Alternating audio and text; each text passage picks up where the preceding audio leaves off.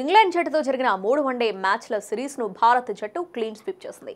బుధవారం రాత్రి అహ్మదాబాద్లోని నరేంద్ర మోడీ స్టేడియంలో భారత్ ఇంగ్లాండ్ జట్ల మధ్య 3వ వన్డే జరిగింది. అయితే ఈ 3వ వన్డేలో ఆసక్తికర ఘటన చోటు చేసుకుంది.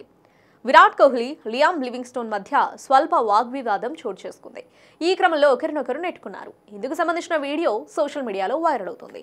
ఇక ఈ వీడియో ప్రకారం వీరి మధ్య అసలు ఏం జరిగిందంటే, విరాట్ కోహ్లీ చాలా కాలం తర్వాత 2023 ప్రపంచ కప్ ఫైనల్స్ తర్వాత ఇంగ్లాండ్తో 3వ వన్డేలో అర్ధ సెంచరీ చేశాడు.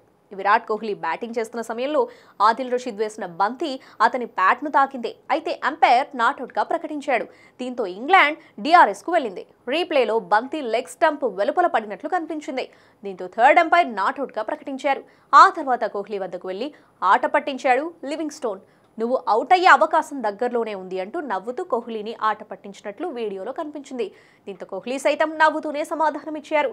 ఈ క్రమంలో సరదాగా నవ్వుకుంటూనే ఒకరినొకరు నెట్టుకున్నారు. ఇందుకు సంబంధించిన వీడియో సోషల్ మీడియాలో వైరల్ అవుతుంది.